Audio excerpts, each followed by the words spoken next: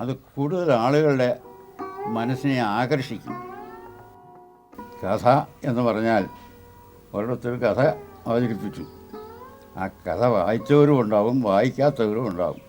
എന്നാൽ നാടകം കൂടുതൽ ആളുകളെ ആകർഷിക്കുന്ന ഒരു മാധ്യമമാണ്. തനിക്ക് പറയാനുള്ളത് ശക്തവും ഫലപ്രദവുമായി കൂടുതൽ പേരിലെത്തിക്കാനുള്ള മാധ്യമമായി വർക്കി നാടകത്തെ കണ്ടു. വൈദിക പ്രാമുഖ്യത്തെ ചോദ്യം ചെയ്തുകൊണ്ട് ഇദ്ദേഹം അൾത്താര എന്ന നാടകം രചിച്ചു. ഇത് പൗരോഹിത്യ മേധാവിത്വത്തിൻ്റെ അടിത്തറ ഇളക്കിയിട്ടുണ്ടാവാം. ഉണ്ടായിട്ടുണ്ട്. ഈ കഥാനാരന്മാരുടെ ഈ പൗരോഹിത്യ മേധാവിത്വം ഇടിഞ്ഞുപോയി. വൈദിക പൗരോഹിത്യം പ്രഭുത്വം കൈക്കൊണ്ട് ആളുകളെ സമീപിക്കുന്നു. അങ്ങനെ പുരോഹിതൻ ആളാകേണ്ട, വിശ്വാസിയാണ് വലുത്, പുരോഹിതനല്ല. അതിനുവേണ്ടിയുള്ള ശ്രമമാണ് ആ നാടകത്തിൽ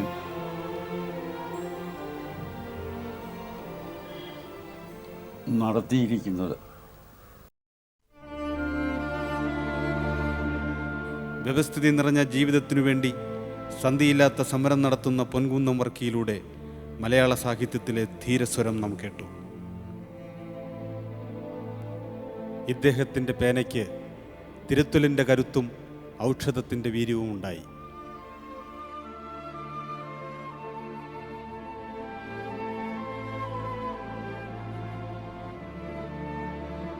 ഇങ്ങനെ സമുദായത്തിനെതിരെയൊക്കെ പുസ്തകങ്ങൾ എഴുതിയപ്പോൾ ആദ്യത്തെ പ്രതികരണം എന്നായിരുന്നു എല്ലാവരുടെ? വളരെ ചീത്ത പ്രതികരണമായിരുന്നു. എന്താ വെച്ചാൽ അവനാണ് ഇപ്പോൾ സഭ നന്നാക്കാൻ പോകുന്നത്, അവനോട് പോകാൻ പറ എന്നുള്ള മട്ട. സ്വന്തം അഭിപ്രായങ്ങൾക്കും സുദൃഢമായ വിശ്വാസ പ്രമാണങ്ങൾക്കും വേണ്ടി എന്നും ഉറച്ചു നിന്ന ഈ മനുഷ്യൻ സാമ്പ്രദായികരായ മറ്റെഴുത്തുകാരിൽ നിന്നും എത്രയോ വ്യത്യസ്തൻ.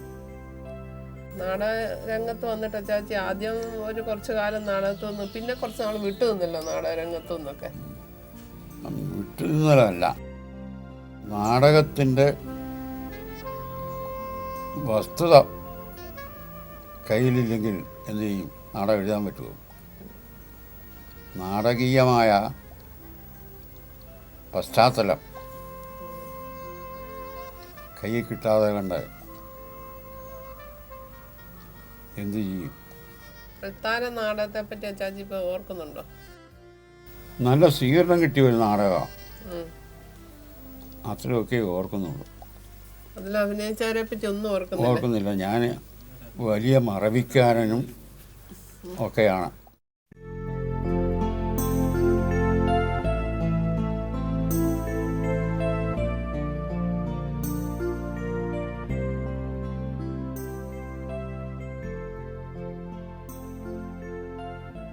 കേരളീയ സമൂഹത്തെ അടിമുടി മാറ്റിപ്പണിയാൻ ശ്രമിച്ച 20-ാം നൂറ്റാണ്ടിൻ്റെ ആദ്യ പകുതിയുടെ പ്രതിനിധിയാണ് പൊൻകുന്നം വർക്കി.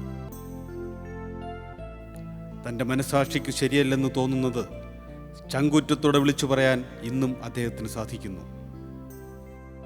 അത് കഴിഞ്ഞ ഒരു നാടകത്തിൻ്റെയൊക്കെ കാലമൊക്കെ കഴിഞ്ഞു ചാച്ചി പിന്നെ സിനിമയിലോട്ട് വന്നായിരുന്നല്ലോ. അതായിരുന്നു എൻ്റെ ദോഷക്കാലം. ഞാനൊരു എഴുത്തുകാരനാണെന്നും സമർത്ഥനായ എഴുത്തുകാരനാണെന്ന് ഉള്ള ആ പ്രചരണ കലയ്ക്ക് ഗ്ലാനി മങ്ങൽ സംഭവിച്ചു. അങ്ങനെ അഭിമാനരഹിതമായിട്ട് ഒന്നും എനിക്കില്ല മോളെ.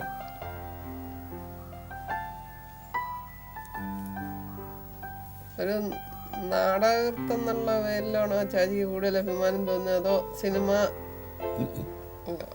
ഒന്നുമല്ല? ഇല്ല, നാടകം തന്നെയാണ്. നാടകൃത്തം എന്നുള്ള പേരില്ല.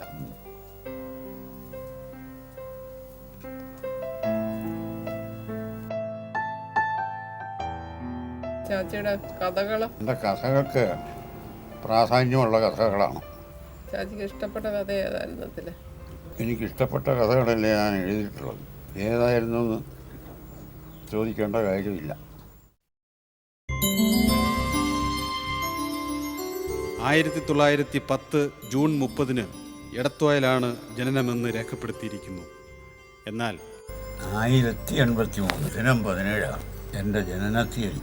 ഇപ്പൊ എത്ര വയസ്സായി? നിങ്ങൾക്ക് കണക്ക് കൂട്ടാൻ വരെ. ചാച്ചിക്ക് ഇപ്പൊ എത്ര 96 വയസ്സായോ? ഞങ്ങളുടെ കണക്കനുസരിച്ച് ചാച്ചിക്ക് 94 വയസ്സേ ആയുള്ളൂ.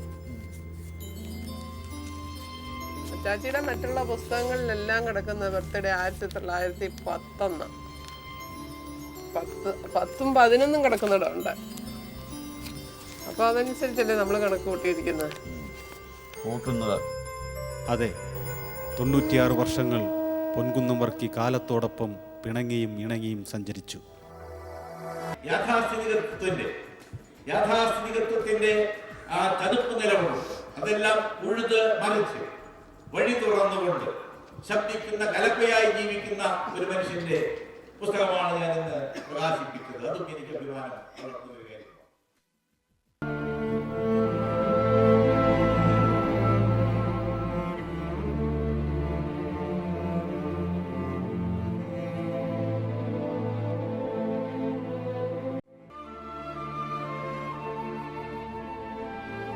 അനുഭവത്തെ ചരിത്രവൽക്കരിക്കുന്നതിനേക്കാൾ ചരിത്രത്തിൻ്റെ അനുഭവതലത്തെ ആവിഷ്കരിക്കുന്നവയായിരുന്നു പൊൻകുന്നം വർക്കിയുടെ രചനകൾ.